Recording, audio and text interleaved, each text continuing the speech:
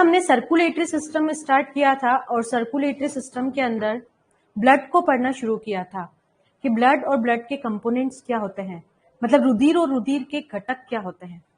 उसके ऊपर और भी कुछ क्वेश्चंस है जो कल की क्लास में हमने पढ़ा था, उसके कुछ क्वेश्चंस है कि भाई कैसे और क्वेश्चन क्या आ सकते हैं इसके ऊपर। तो पहले हम 2-4 क्वेश्चंस वो कर लेंगे, उसके बाद में आज जो टॉपिक हम पढ़ेंगे, एक तो रुधिर का थक्का कैसे जमता है और एक रुधिर समूह ब्लड ग्रुप क्या होता है उसके बारे में पढ़ेंगे। गुड आफ्टरनून मोहित, कैसे हो भाई? चलो भाई शुरू करते हैं आज की क्लास।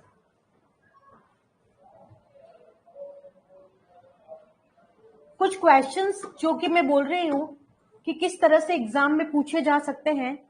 जैसे कल हमने रुधिर के बारे में पढ़ा था, तो जैसे क्वेश्चन आ गया कि रुधिर की उत्पत्ति किससे होती है, रुधिर की उत्पत्ति किससे होती है, उत्पत्ति एक्टोडर्मल होती है या मेसोडर्मल होती है। रुधिर की उत्पत्ति ओरिजिन क्या होता है, तो रुधिर की उत्पत्ति ध्यान रखना, रुधिर एक संयोजी उत्तक है और इसकी उत्पत्ति जो होती है वह मेसोडर्म से होती है। रुधिर की उत्पत्ति ओरिजिन जो होती है वो मेसोडर्म से होती है ना। और रुधिर एक संयोजी उत्तक है, कनेक्टिव टिश्यू है ना। रुधिर क्या है, संयोजी उत्तक है, कनेक्टिव टिश्यू है और जिसकी उत्पत्ति किससे हो रही है, मेसोडर्म से हो रही है। उसके बाद और भी क्वेश्चन आ सकता है, जैसे कि पूछ ले कि भाई हीमोलाइसिस किसे कहते हैं, हीमोलाइसिस का मतलब क्या होता है, हीमोलाइसिस किसे कहते हैं। कल जो हमने पढ़ा था उसी से कुछ क्वेश्चंस जो है वो कर रहे हैं, हीमोलाइसिस किसे कहते हैं। तो हीमोलाइसिस का मतलब क्या होता है, हीमोलाइसिस का मतलब होता है आरबीसी का विघटन होना, आरबीसी कम हो जाना। तो आरबीसी कैसे विघटित हो जाती है ना। तो यहाँ पे ध्यान देना, यदि आरबीसी को हम, यदि आरबीसी को आसुत जल में रखें या डिस्टिल वाटर में रखें, आसुत जल में रखें है ना, हाइपोटोनिक विलयन है, अल्प पराशरी विलयन यू कह सकते हैं। या तो अल्प पराशरी विलयन में रखे तो क्या होगा, या आसुत जल में रखे तो क्या होगा, या डिस्टिल्ड जल में रखे तो क्या होगा। तो यदि आरबीसी को आसुत जल में रखें तो आरबीसी फट जाती है, आरबीसी फट जाती है ना। आंसर आएगा आपका आरबीसी फट जाती है ना। और आरबीसी का फटना ही क्या कहलाता है, हीमोलाइसिस कहलाता है ना। तो देखो ये एक बीकर लिया है और इस बीकर के अंदर हमने पूरा पानी भर लिया है, ठीक है। और इस बीकर के अंदर हमने रखी है एक आरबीसी रखी है, ठीक है। ये बीकर के अंदर आरबीसी रखी है और इस बीकर के अंदर जो जल लिया है वो आसुत जल लिया है, डिस्टिल वाटर लिया है ना। आसुत जल लिया है, अल्प पराशरी विलयन लिया है और इसके अंदर अगर हमने आरबीसी रखी है तो कौन सी क्रिया होगी, इसमें क्रिया जो होगी वो अंतः परासरण की क्रिया होगी। पानी अंदर जाना शुरू कर देता है, पानी अंदर जाना शुरू कर देता है, इसका मतलब अंतः परासरण होता है और पानी अंदर जाता रहेगा जाता रहेगा जाता रहेगा और एक समय ऐसा आएगा कि जब आरबीसी पूरी क्या हो जाती है, फट जाती है। तो यहां से भी क्वेश्चन आता है, डायरेक्ट क्वेश्चन ये भी बोल सकते हैं कि भाई हीमोलाइसिस किसे कहते हैं, तो आरबीसी का फटना क्या कहलाता है, हीमोलाइसिस कहलाता है। या फिर यू भी क्वेश्चन आ सकता है कि यदि आरबीसी को आसुत जल में रखे तो क्या होगा। तो यदि आरबीसी को आसुत जल में रखते हैं तो आरबीसी जो होती है, आसुत जल में रखने पर अंतः परासरण की क्रिया होती है, एंडोस्मोसिस होता है और आरबीसी जो होती है वो फट जाती है, ठीक है। इसी से रिलेटेड दूसरा क्वेश्चन आता है कि यदि आरबीसी को अति पराशरी विलयन में रखे तो क्या होगा। यदि आरबीसी को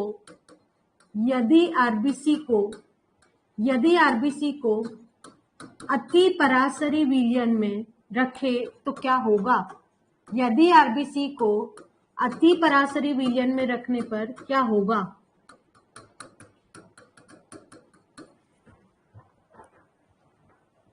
हाँ मोहित बिल्कुल सही बोल रहे हैं आप, ये डिफ्यूजन की वजह से होता है ना। मतलब डिफ्यूजन एक अलग टर्म है और परासरण ऑस्मोसिस जो है वह एक अलग टर्म है। तो यहाँ पे परासरण की क्रिया जो होती है वह बाह्य परासरण और अंतः परासरण की क्रिया होती है आरबीसी को रखने पर, है ना। ऑस्मोसिस होता है, एंडोस्मोसिस होता है या फिर एक्सोस्मोसिस होता है। तो आरबीसी को डिस्टिल वाटर में रखने पर एंडोस्मोसिस होता है, अंतः परासरण की क्रिया होती है, तो आरबीसी के अंदर पूरा पानी बढ़ता जाता है और आरबीसी फट जाती है।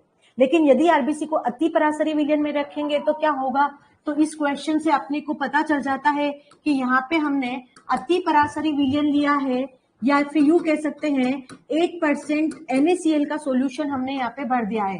इस बीकर के अंदर 8% NaCl का विलयन हमने भरा है ना। और यहाँ पे अगर हमने आरबीसी को रखा है तो आरबीसी से पानी जो होता है वो बाहर निकलना शुरू हो जाता है ना।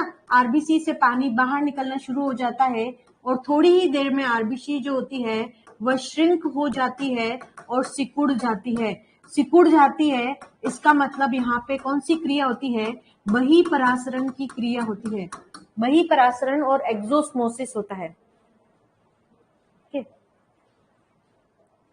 अच्छा ओके, मैं इंग्लिश के टर्मिनोलॉजी मोहित ज्यादा बोलूंगी, है ना, बिकॉज हिंदी की क्लास है, लेकिन आपको हिंदी में दिक्कत आ रही है तो मैं थोड़ा इंग्लिश की टर्मिनोलॉजी भी बोलती रहूंगी।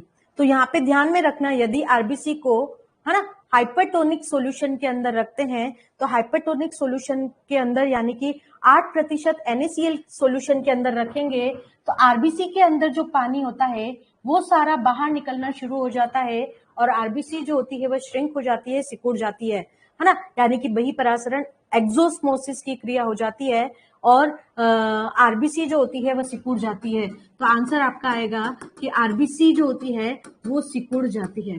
तो ये दो क्वेश्चन जो है वो एग्जाम में बहुत पूछे जाते हैं कि आरबीसी को आसुत जल में रखते हैं तो क्या होगा, तो आरबीसी फट जाती है, और आरबीसी को अति परासरी विलयन में रखे तो क्या होगा, आरबीसी सिकुड़ जाती है। अब दूसरा क्वेश्चन आता है, हमको यदि आरबीसी का नंबर काउंट करना है, हमने ये बोला था कि आरबीसी जो होती है वो कितनी होती है, तो आरबीसी हमने बोला था कि किसी भी हेल्दी पर्सन के अंदर, है ना, 5 से 5.5 या 4.5 से 5.5 मिलियन प्रति घन मिलीमीटर आरबीसी होती है।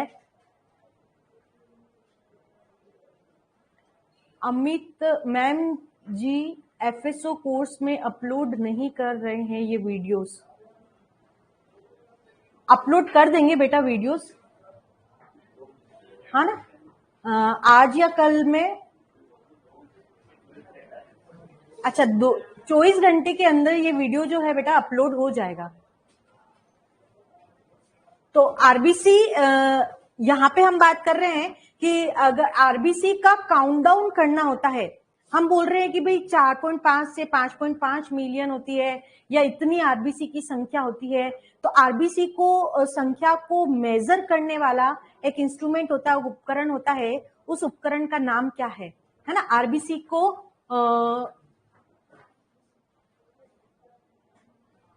हो जाएगा बेटा, आज हो जाएगा मोहित, अपलोड हो जाएगा वीडियो।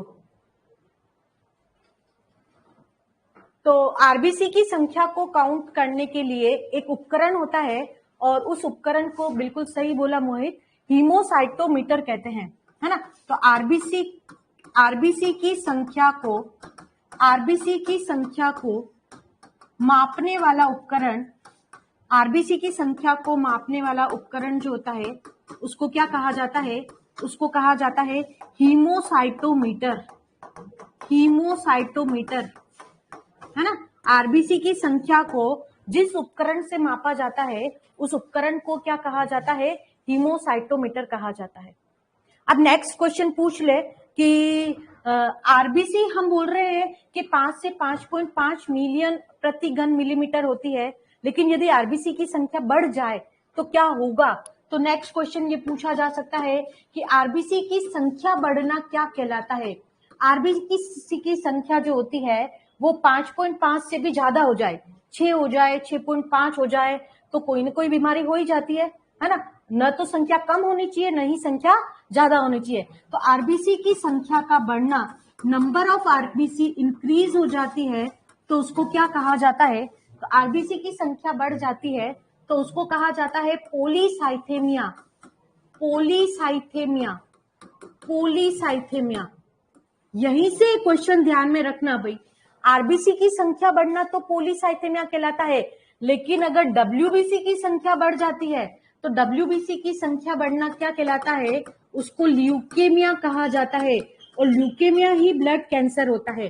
डब्ल्यूबीसी की संख्या बढ़ जाती है तो वो ल्यूकेमिया कहलाता है, और ल्यूकेमिया को ही क्या कहा जाता है, रुधिर का कैंसर, या उसको ब्लड कैंसर कहा जाता है। ये ब्लड कैंसर है। आरबीसी की संख्या बढ़ना पोलीसाइथेमिया कहलाता है, और डब्ल्यूबीसी की संख्या बढ़ना जो होता है वो क्या कहलाता है, वो ल्यूकेमिया कहलाता है या ब्लड कैंसर कहलाता है। ठीक है, दूसरा क्वेश्चन और आ सकता है ना, जो लोग हिली एरियाज में रहते हैं, पहाड़ी क्षेत्रों में रहते हैं, जैसे कश्मीर के लोग होते हैं, तो उनके अंदर जो है आरबीसी की संख्या जो होती है वो ज्यादा होती है। तो आरबीसी की संख्या वहां पे ज्यादा क्यों होती है, आरबीसी की संख्या वहां पे इसलिए ज्यादा होती है क्योंकि वहां पर ऑक्सीजन की कमी होती है। तो ऑक्सीजन की कमी की पूर्ति करने के लिए वो आरबीसी का नंबर काउंटडाउन क्या कर देते हैं, बढ़ा देते हैं। तो जो भी लोग हिली एरियाज में रहते हैं उनके गाल गुलाबी होते हैं, तो उनके गाल गुलाबी होने का कारण क्या है, वहां पे आरबीसी की संख्या क्या होती है, ज्यादा होती है। तो जो हिली एरियाज में रहते हैं, है ना, हिली एरियाज या जो पहाड़ी क्षेत्रों में रहते हैं, पहाड़ी क्षेत्रों में रहते हैं, है ना, पहाड़ी क्षेत्रों में, हाँ, पहाड़ी क्षेत्रों में रहने वाले लोगों के, पहाड़ी क्षेत्रों में रहने वाले लोगों के, है ना, गाल गुलाबी क्यों होते हैं, या उनके रोजी चिक्स क्यों होते हैं, है ना। तो क्यों होते हैं, क्योंकि वहां पे आरबीसी की संख्या क्या होती है, ज्यादा हो जाती है, और आरबीसी की संख्या ज्यादा हो जाती है तो इसलिए वहां पे उनके गाल जो होते हैं वो गुलाबी होते हैं। तो किसी भी व्यक्ति को अगर एनीमिया होता है, तो एनीमिया जो होता है यानी कि खून की कमी हो जाती है, तो डॉक्टर सलाह देता है कि आप पहाड़ी क्षेत्र के अंदर चले जाओ, और पहाड़ी क्षेत्र में जाएंगे तो अपने आप आरबीसी काउंट डाउन बढ़ जाता है, हीमोग्लोबिन जो होता है वो भी क्या हो जाता है, बढ़ जाता है। इसलिए पहाड़ी क्षेत्रों में जो लोग रहते हैं उनकी गाल गुलाबी होते हैं। ठीक है, आरबीसी का रंग जो होता है वह हीमोग्लोबिन के कारण होता है, सॉरी, आरबीसी का जो लाल रंग होता है वो हीमोग्लोबिन के कारण होता है। और कुछ प्राणी ऐसे होते हैं जैसे आर्थ्रोपोडा और मोलस्का, तो उनके अंदर हीमोग्लोबिन नहीं होता है, उनके खून का रंग नीला होता है। उनके खून का रंग नीला क्यों होता है, क्योंकि उनके अंदर हीमोग्लोबिन की बजाय कौन सा वर्णक पाया जाता है, कौन सा श्वसन वर्णक होता है, उस श्वसन वर्णक को कहा जाता है हीमोसाइनिन, है ना। तो यहां से क्वेश्चन एक और आ सकता है कि आर्थ्रोपोडा और मोलस्का के कुछ प्राणी होते हैं, है ना, आर्थ्रोपोडा व मोलस्का के प्राणी में, आर्थ्रोपोडा जानते हैं भाई आप, आर्थ्रोपोडा का मतलब होता है ना, बिच्छू, कॉकरोच, है ना, कीट, इंसेक्ट जितने भी होते हैं वो आर्थ्रोपोडा में आते हैं।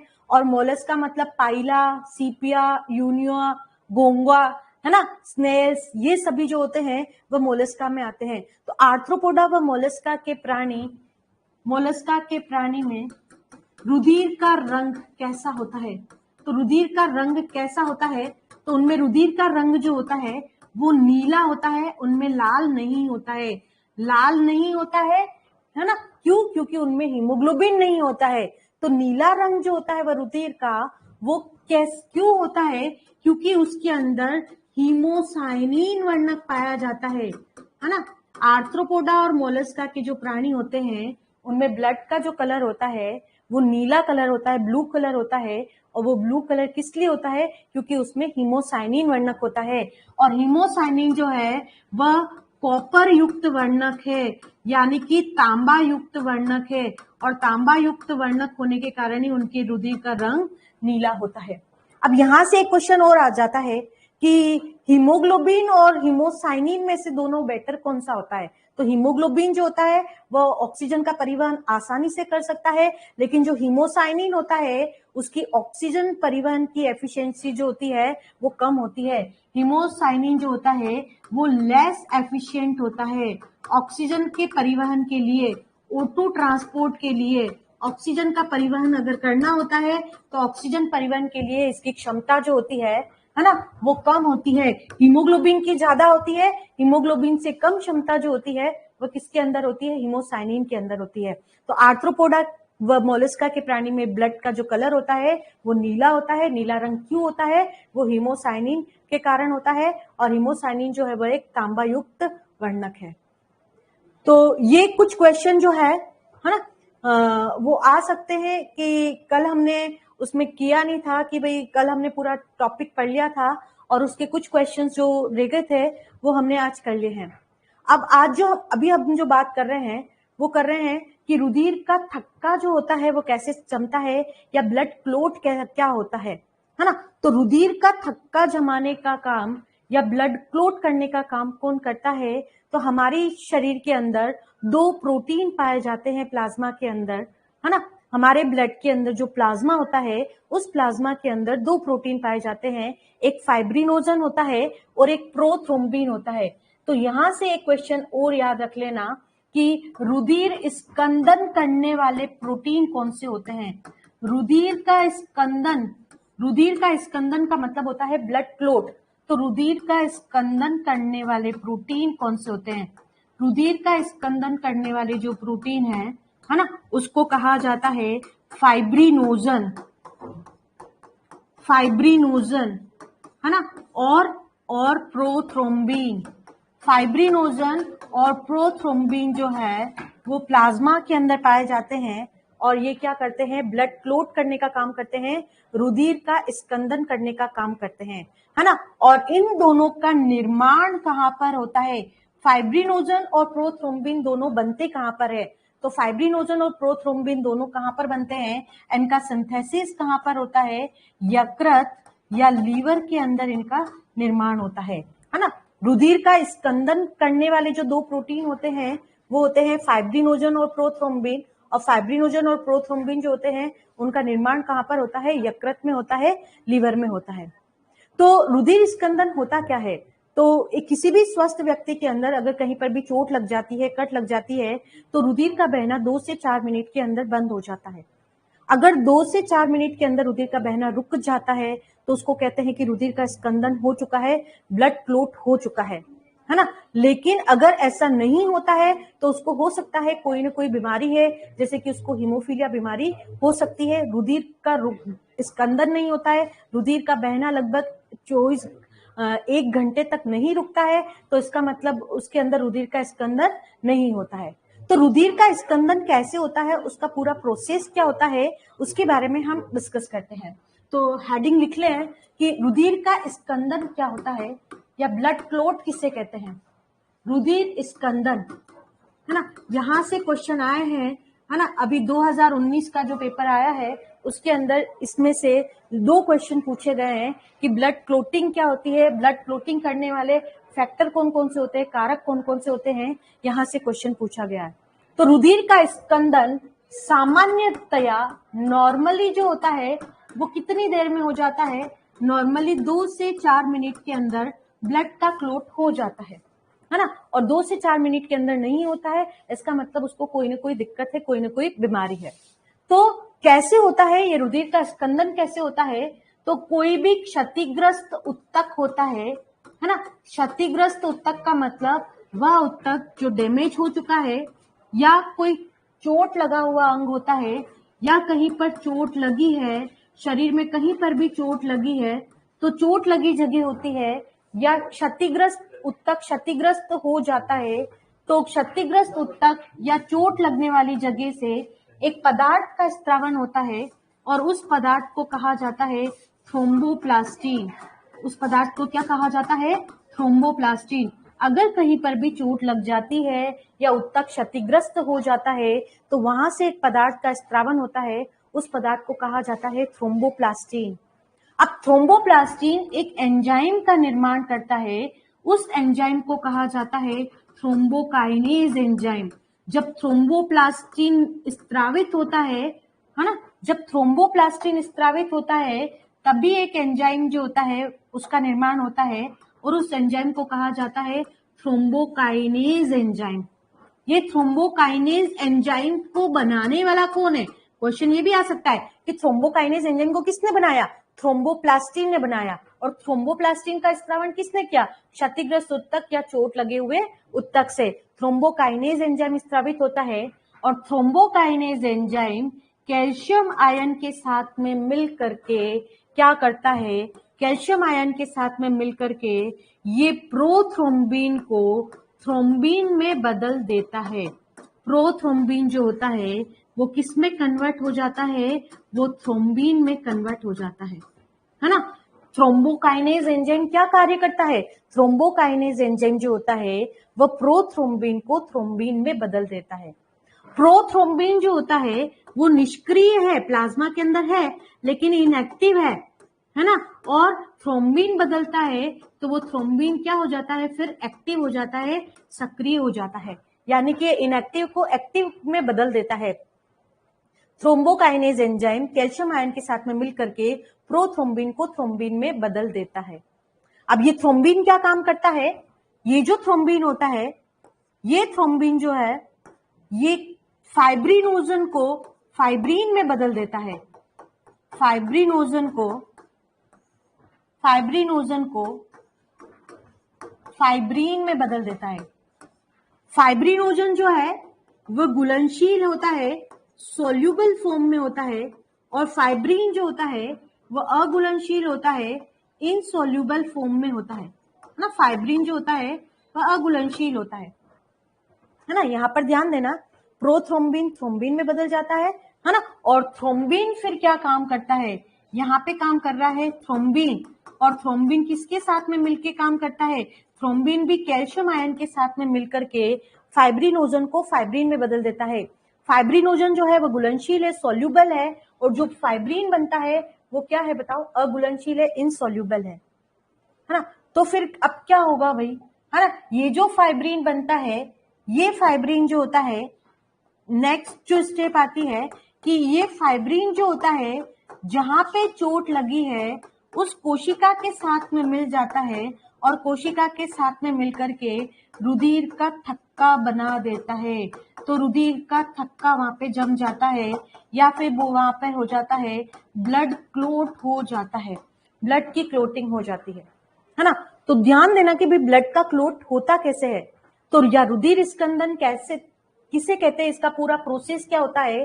तो जब भी कभी हमारे टिश्यू कोई डैमेज हो जाता है या उत्तक क्षतिग्रस्त हो जाता है, चोट लग जाती है, तो चोट लगे हुए जगह से ही पदार्थ का स्त्रावन होता है, और उस पदार्थ को थ्रोम्बोप्लास्टिन कहते हैं।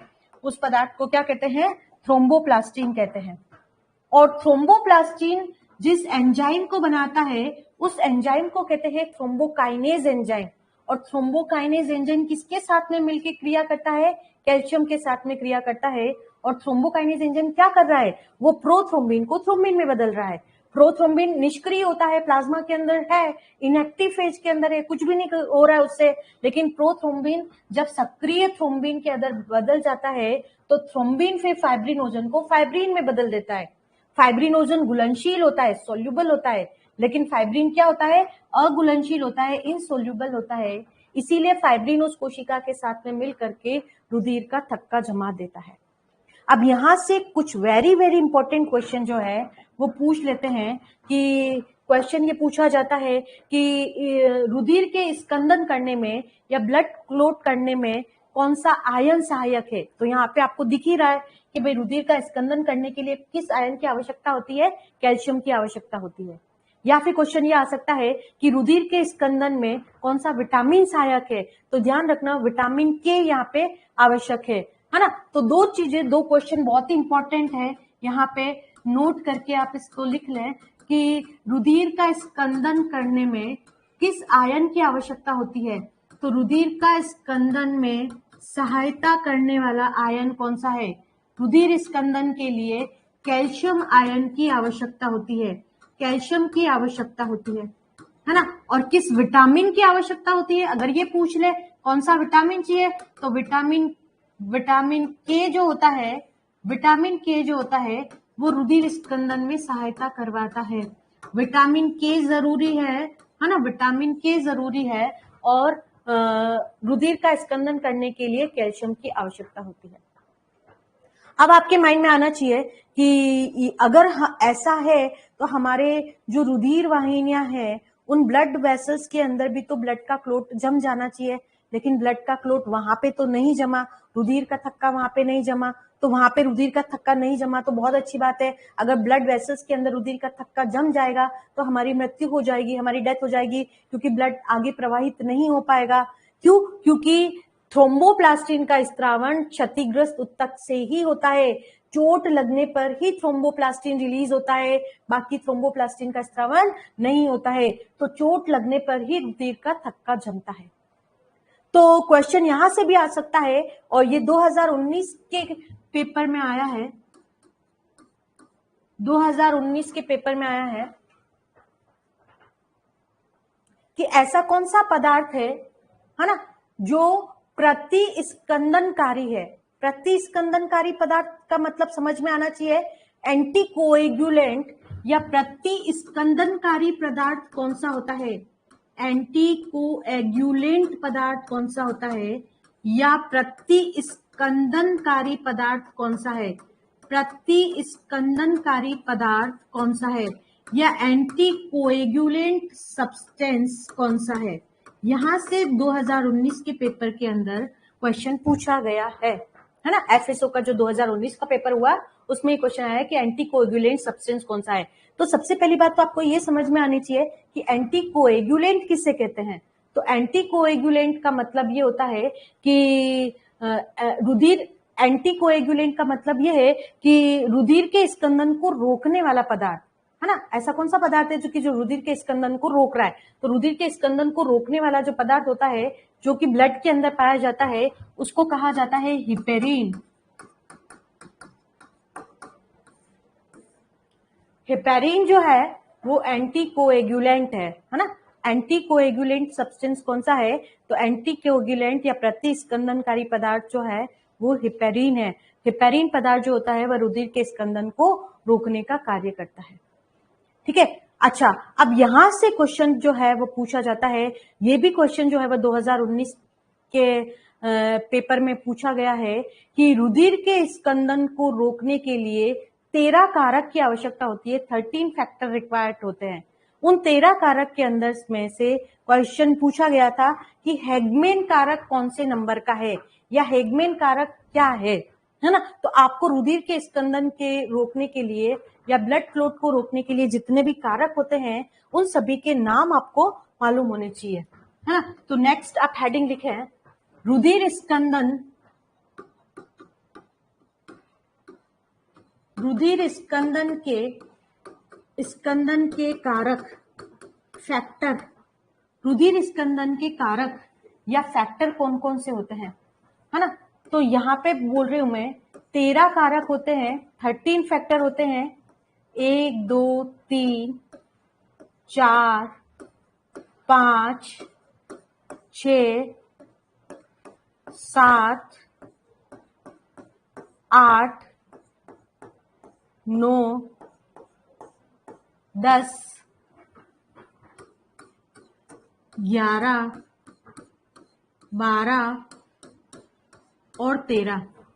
ये 13 कारक होते हैं। इन 13 कारक का कुछ न कुछ नाम है, लेकिन जो कारक 6 है उसका कोई नाम नहीं है, अभी तक उसका कोई नाम नहीं दिया गया है। तो हम 13 कारक को याद कैसे रखें रुधिर स्कंदन को लिए, है ना। हमारे अंदर 13 कारक पाए जाते हैं और उन 13 कारक के नाम कैसे याद रखें, है ना। तो यहाँ पे एक फॉर्मूला आप याद रख लेना, है ना। जैसे कि फ्रांस, पेरिस, टर्की, है ना, जो भी सिटी के नाम है उनको मैं एक एक लेटर से लिख रही हूं। France, Paris, Turkey, Canada, London, है ना, स्विट्जरलैंड और अमेरिका। ये सिटी के नाम आपको याद रखने हैं, France, Paris, Turkey, Canada, London, Switzerland, America, है ना। वहां पर मनाते हैं क्रिसमस, वहां पे क्या मनाते हैं, क्रिसमस, क्रिसमस फैक्टर, क्रिसमस मनाते हैं वहां पे, ठीक है, ये क्रिसमस मनाते हैं और सांता क्लॉज आता है ना। क्रिसमस मनाते तो भाई पता है आपको कि क्या आता है, सांता क्लॉज आता है। और प्रिया और हिना को, है ना, प्रिया और हिना को फरारी गिफ्ट करता है। ये फॉर्मूला आपको याद रखना है रुधिर स्कंदन के कारक याद रखने के लिए। France, Paris, Turkey, Canada, London, Switzerland, America में क्रिसमस मनाया जाता है, वहां पर सांता क्लॉज आता है ना, और प्रिया हिना को फरारी गिफ्ट करता है। अब इसके जब ये फॉर्मूला आपको याद हो गया तो इसके फुल फॉर्म आप लिख सकते हो, नहीं तो तुक्का भी लगा सकते हो।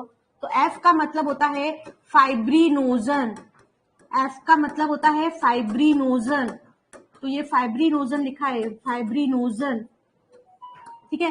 पी का मतलब होता है प्रोथ्रोम्बिन, प्रोथ्रोम्बिन, है ना, पी का मतलब प्रोथ्रोम्बिन, तो ये है प्रोथ्रोम्बिन, प्रोथ्रोम्बिन, ठीक है। टी का मतलब है थ्रोम्बोप्लास्टिन, थ्रोम्बोप्लास्टिन, तो यहां पर लिखा है थ्रोम्बोप्लास्टिन, थ्रोम्बोप्लास्टिन। सी का मतलब होता है कैल्शियम, कैल्शियम, कैल्शियम कारक, कैल्शियम, कैल्शियम आयन। एल का मतलब होता है labial factor, labial factor, labial कारक, लेबियल कारक। एस का मतलब है स्टेबल फैक्टर, एस का मतलब है स्टेबल फैक्टर, स्टेबल फैक्टर, है ना, स्टेबल कारक, स्टेबल कारक, ठीक है। ए का मतलब है एंटी हीमोफिलिक, एंटी हीमोफिलिक, है ना, ये है एंटी हीमोफिलिक, एंटी हीमोफिलिक। और ये क्रिसमस फैक्टर, ये है स्टुअर्ट फैक्टर, स्टुअर्ट कारक, स्टुअर्ट कारक, है ना। ये है प्लाज्मा थ्रोम्बोप्लास्टिन एंटीसीडेंट, इसको पीटीए याद रख लेना, प्लाज्मा थ्रोम्बोप्लास्टिन एंटीसीडेंट। और ये है हैगमेन कारक, हैगमेन फैक्टर, है ना। और ये इस हैगमेन कारक से ही 2019 के पेपर में, है ना, 2019 का पेपर आप देखें, यहां से एफएसओ में क्वेश्चन पूछा गया है कि रुधिर स्कंदन का हैगमेन कारक कौन से नंबर का है। तो हैगमेन कारक जो है वो 12वें नंबर का कारक है, 12th नंबर का फैक्टर है ना। और ये लास्ट जो है उसको कहते हैं एफएसएफ, यानी कि fibrin stabilising factor, fibrin stabilising factor, है ना, फाइब्रिन स्टेबिलाइजिंग कारक। तो ये सभी कारक जो है वो आपको ब्लड क्लोटिंग के फैक्टर पूछेंगे तो आपको खाली एक फॉर्मूले से याद रखना है। फॉर्मूला क्या याद रखोगे भाई बताओ, है ना, फॉर्मूला कैसे याद रखोगे। तो फॉर्मूला याद रखने के लिए सिटी के नाम याद रखने हैं, फ्रांस, पेरिस, टर्की, है ना, कनाडा, लंदन, स्विट्जरलैंड, अमेरिका। यहाँ पर क्या मनाया जाता है, यहाँ पर क्रिसमस मनाया जाता है ना। क्रिसमस मनाने पर यहाँ पर क्या होता है, सेंटा क्लॉज आता है ना। और सेंटा क्लॉज आता है तो गिफ्ट देता है, किसको गिफ्ट देता है, प्रिया को देता है ना, और हीना को देता है। और गिफ्ट में क्या मिलती है भाई, गिफ्ट में मिलती है फरारी मिलती है। तो ये फॉर्मूला अगर याद हो गया तो इसके आगे पीछे वाले शब्द अपने आप याद हो जाएंगे। F for fibrinogen, P for prothrombin, T for thromboplastin, C for calcium, L for labile, S for stable, F for anti haemophilic, C for Christmas factor, S for Stuart factor, P for PTA plasma thromboplastin antecedent, है ना, H for Hageman factor और F for fibrin stabilising factor. ये सभी रुधिर स्कंदन के कारक है कि रुधिर स्कंदन को, ब्लड क्लोटिंग को जो होता है वो किन किन कारकों की सहायता से होता है। ठीक है, अच्छा अब एक क्वेश्चन यहां से और आ जाता है ना, ये क्वेश्चन और याद रख लेना यहाँ पे। अगर प्लाज्मा में से रुधिर स्कंदन कारक को हटा दिया जाए, जैसे फाइब्रिनोजन और प्रोथ्रोम्बिन को हटा दे, है ना, रुधिर स्कंदन कारक को हटा दिया जाए, प्लाज्मा माइनस, है ना, यहां पर माइनस है, ये प्लाज्मा माइनस रुधिर स्कंदन कारक, अगर प्लाज्मा में से रुधिर स्कंदन कारक को हटा दिया जाता है तो उसको कहा जाता है सीरम। तो बहुत बार सीरम के ऊपर क्वेश्चन आ जाता है कि सीरम क्या है। तो सीरम का मतलब होता है प्लाज्मा माइनस रुधिर स्कंदन कारक, प्लाज्मा में से ब्लड क्लोटिंग फैक्टर प्रोथ्रोम्बिन या फाइब्रिनोजन को रिमूव कर दिया जाता है ना, तो उसको क्या कहा जाता है, उसको सीरम कहा जाता है। तो ये तो हो गया ब्लड क्लोट के बारे में कि ब्लड क्लोट क्या होता है, कैसे होता है। अब हम बात करते हैं कि ब्लड ग्रुप या रुधिर समूह क्या होता है ना। तो नेक्स्ट हेडिंग लिखना है आपको, ब्लड ग्रुप या रुधिर समूह या ब्लड ग्रुप। वास्तव में ब्लड ग्रुप जो होता है वह दो प्रकार का होता है। एक तो होता है एबीओ ब्लड ग्रुप होता है और दूसरा होता है आरएच ब्लड ग्रुप होता है। एक तो एबीओ ब्लड ग्रुप होता है और दूसरा आरएच ब्लड ग्रुप होता है। अब एबीओ ब्लड ग्रुप क्या होता है, तो सबसे पहले जो हम बात कर रहे हैं वो एबीओ ब्लड ग्रुप के बारे में बात कर रहे हैं। एबीओ ब्लड ग्रुप, है ना, एबीओ रुधिर समूह या एबीओ ब्लड ग्रुप के बारे में बात कर रहे हैं। तो एबीओ ब्लड ग्रुप जो बना है वो दो प्रकार के एंटीजन और एंटीबॉडी के आधार पर बना है। एंटीजन यानी कि प्रतिजन और दो प्रकार के प्रतिरक्षी के आधार पर बना है। एबीओ ब्लड ग्रुप जो बना है ये दो एंटीजन के आधार पर बना है या दो प्रतिजन के आधार पर बना है। एंटीजन ए और एंटीजन बी, दो एंटीजन के आधार पर बना है। और दो प्रतिरक्षी के आधार पे, जैसे प्रतिजन होते हैं तो उसी के आधार पे प्रतिरक्षी या एंटीबॉडी पाए जाते हैं, और दो एंटीबॉडी होते हैं, एंटीबॉडी ए और एंटीबॉडी बी। ध्यान देना, आरबीसी की सतह पर पाए जाती है, आरबीसी की सतह पर पाए जाने वाले जो होते हैं, सरफेस पर जो पाए जाते हैं वो एंटीजन होते हैं, है ना। और प्लाज्मा में पाया जाता है ना, यहां से भी क्वेश्चन आ सकता है भाई, जो प्लाज्मा में पाया जाता है वो होते हैं प्रतिरक्षी, दो प्रतिरक्षी होते हैं, एंटीबॉडी ए और एंटीबॉडी बी, है ना। और आरबीसी की सरफेस पर दो एंटीजन पाए जाते हैं, एंटीजन ए और एंटीजन बी। अब इसके आधार के ऊपर चार प्रकार का रुधिर समूह या ब्लड ग्रुप बनाया गया है। इसके आधार पे चार प्रकार का ब्लड ग्रुप बनाया गया है ना। तो चार प्रकार का ब्लड ग्रुप कैसे समझे, इसको हम एक टेबल बना करके समझ लेते हैं। चार प्रकार के ब्लड ग्रुप को समझने के लिए हम एक टेबल बना लेते हैं।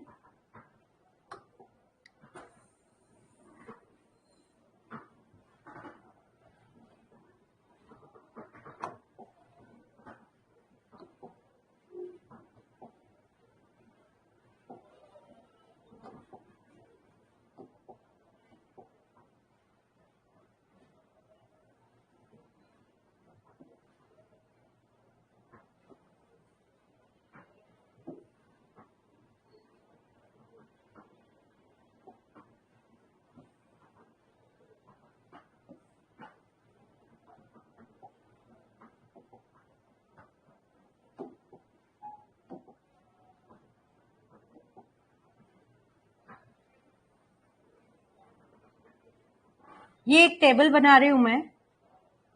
इस टेबल से हम चार प्रकार के ब्लड ग्रुप जो है, कौन कौन से ब्लड ग्रुप होते हैं,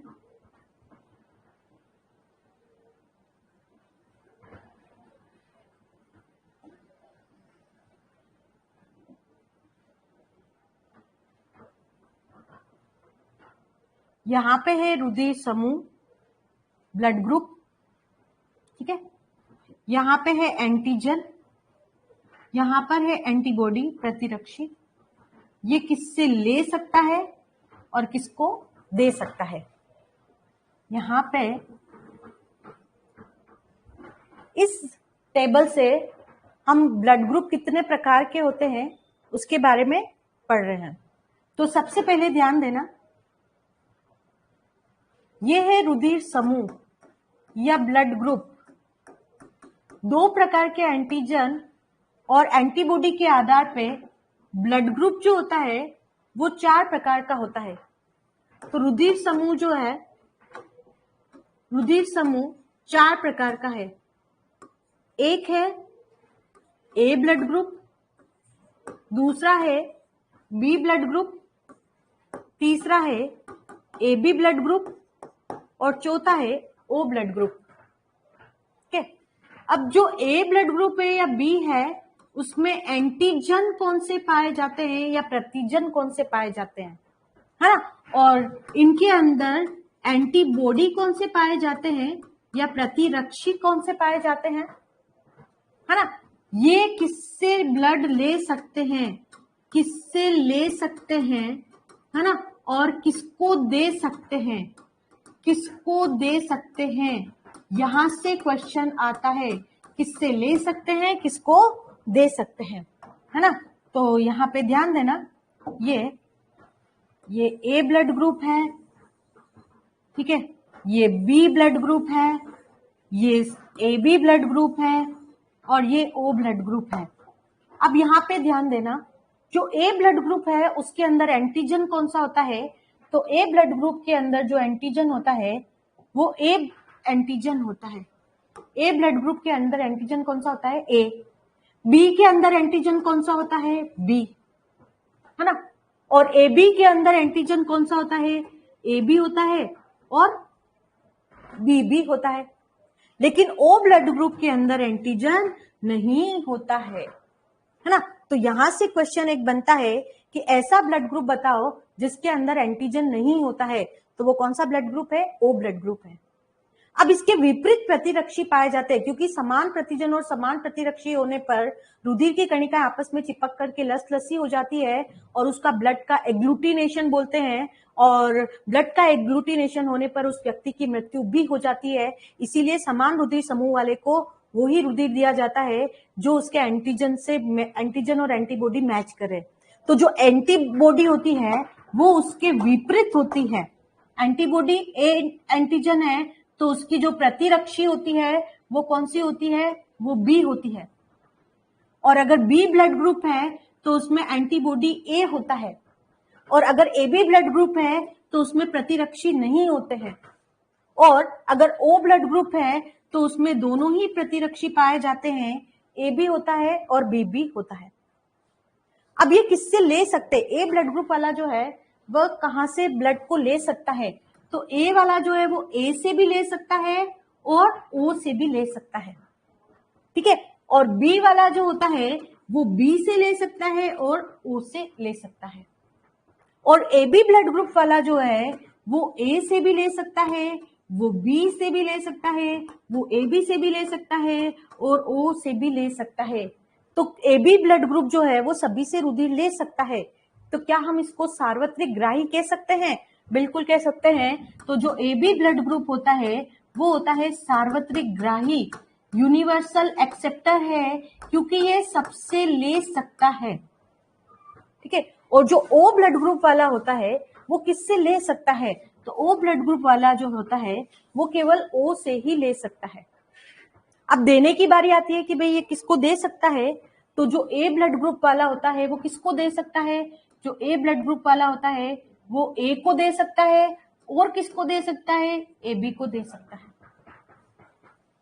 ठीक है।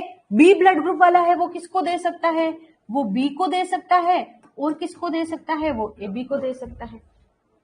और ए बी वाला ब्लड ग्रुप जो होता है वो किसको दे सकता है, वो सिर्फ ए बी को दे सकता है।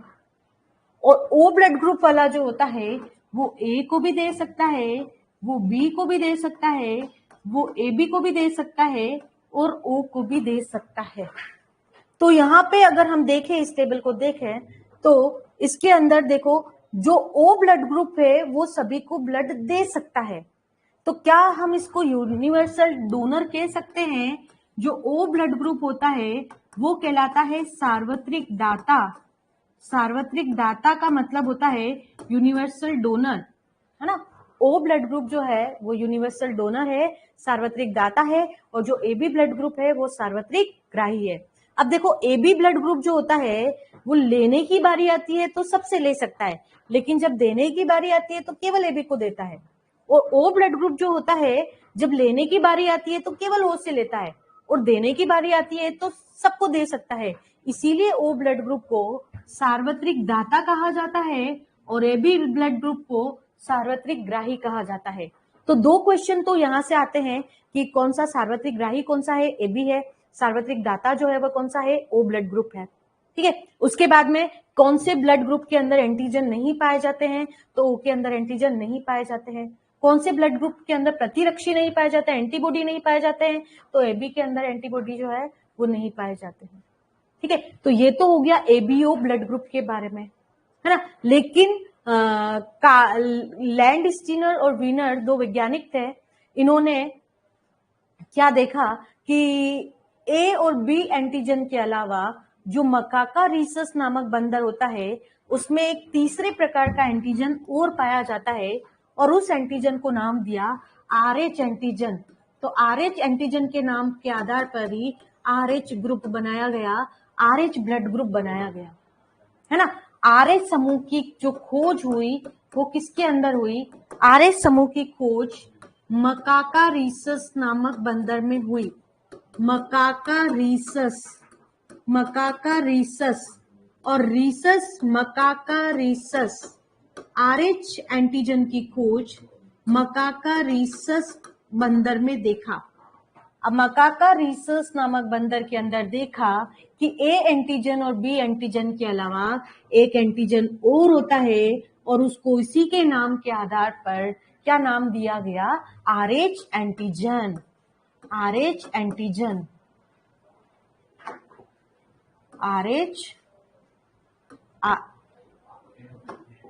RH antigen. तो हम भाई ये बोलते हैं ना कि भाई ब्लड ग्रुप पॉजिटिव है, नेगेटिव है। जैसे कि मेरा ब्लड ग्रुप जो है वो क्या है? मेरा ब्लड ग्रुप जो है वो बी पॉजिटिव है। तो आपको भी आपका ब्लड ग्रुप मालूम होगा कि कौन सा आपका ब्लड ग्रुप क्या है ना। तो पॉजिटिव और नेगेटिव को कैसे समझा जाता है? जरूरी नहीं हमारे अंदर RH एंटीजन हो, और ये भी हो सकता है हमारे अंदर RH एंटीजन है, और ये भी हो सकता है हमारे अंदर RH एंटीजन नहीं है। तो अगर RH एंटीजन प्रेजेंट होता है, उपस्थित होता है, अगर RH एंटीजन उपस्थित होता है तो उसको कहा जाता है पॉजिटिव ब्लड ग्रुप, है ना। अगर RH एंटीजन उपस्थित होता है तो उसको कहा जाता है पॉजिटिव, और अगर पॉजिटिव मतलब RH पॉजिटिव, ठीक है। और अगर RH एंटीजन नहीं होता है, RH एंटीजन अनुपस्थित होता है, RH एंटीजन एब्सेंट होता है, तब उसको कहा जाता है नेगेटिव ब्लड ग्रुप, यानी कि उसको कहा जाता है RH नेगेटिव कहा जाता है ना। तो भारत का एक सर्वे किया गया, इंडिया का एक सर्वे किया गया, उसमें ये पाया कि 93% व्यक्ति जो होते हैं उनके अंदर RH पॉजिटिव एंटीजन पाया जाता है, मतलब वो पॉजिटिव होते हैं। मतलब ब्लड ग्रुप तो आपका बी है, ए है, ए बी है या ओ है ना। लेकिन अगर RH एंटीजन भी है उसके साथ में तो बोलेंगे बी पॉजिटिव, है ना, A positive, A B positive, O positive, ऐसे। और अगर RH एंटीजन नहीं है तो ये 7% व्यक्ति ऐसे होते हैं जिसमें RH एंटीजन नहीं पाया जाता है। तो RH एंटीजन नहीं पाया जाता है तो उसको बोलते हैं RH नेगेटिव, है ना। तो RH एंटीजन के आधार पर और ए और बी एंटीजन के आधार पे पूरा ब्लड ग्रुप बनाया गया, है ना। और इसकी जो खोज डिस्कवरी हुई वो लैंड स्टीनर, है ना। ब्लड ग्रुप की जो डिस्कवरी खोज हुई वो किसने करी है? लैंड स्टीनर और वीनर दो वैज्ञानिक थे, उन्होंने इस ब्लड ग्रुप रुधिर समूह की खोज करी। और RH एंटीजन की खोज किसके अंदर करी गई? तो RH एंटीजन की खोज जो है वो मकाका रीसस नामक बंदर के अंदर करी गई। RH एंटीजन उपस्थित है तो RH पॉजिटिव, और RH एंटीजन नहीं है तो RH नेगेटिव होता है। और भारत के अंदर लगभग 7% व्यक्ति ऐसे होते हैं जिनके अंदर RH एंटीजन नहीं पाया जाता है तो उनको नेगेटिव कहा जाता है, और 93% व्यक्ति जो होते हैं वह ऐसे होते हैं जिनके अंदर RH एंटीजन पाया जाता है तो उसको RH पॉजिटिव कहा जाता है। ठीक है, अब यहां से एक क्वेश्चन है ना, ब्लड ग्रुप तो आपने पढ़ लिया कि ब्लड ग्रुप जो है वो क्या होता है, कैसे होता है ना। अब यहाँ पे मैं एक क्वेश्चन और करवा रही हूँ, यहाँ पे इसका आंसर अगर आपको आता है तो आप बताइए, है ना। जोंक आपने सुना होगा, जोंक जो है वो एनिलिडा संघ का प्राणी है ना। अभी हमने रुधिर स्कंदन के फैक्टर्स पढ़े हैं, या रुधिर स्कंदन क्या होता है वो पढ़ा है, उसी से रिलेटेड एक क्वेश्चन है। तो प्रतिस्कंदनकारी पदार्थ के अंदर हमने पढ़ा था कि हिपेरिन होता है ना। तो यहां से एक दो क्वेश्चन और पूछ सकते हैं कि जो जोंक होती है, क्या जोंक के अंदर भी कोई एंटीकोएगुलेंट सब्सटेंस या प्रतिस्कंदनकारी पदार्थ पाया जाता है क्या? जोंक, है ना। और जोंक को कहा जाता है लीच।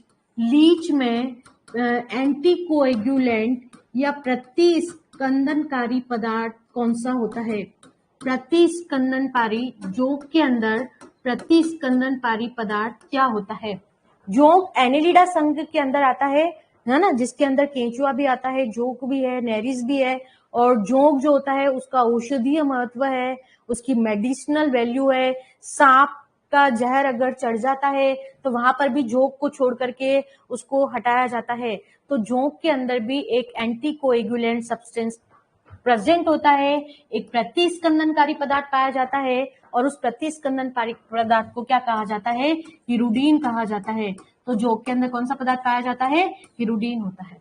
यहां से क्वेश्चन आ जाता है तो ध्यान में रखना है, क्योंकि फैक्टर्स से क्वेश्चन पूछे गए, 2 क्वेश्चन रुधिर स्कंदन कारक से पूछे गए हैं, तो आपको ये भी मालूम होना चाहिए कि प्रतिस्कंदनकारी पदार्थ जोंक के अंदर जो होता है वो कौन सा होता है? हिरुडीन होता है।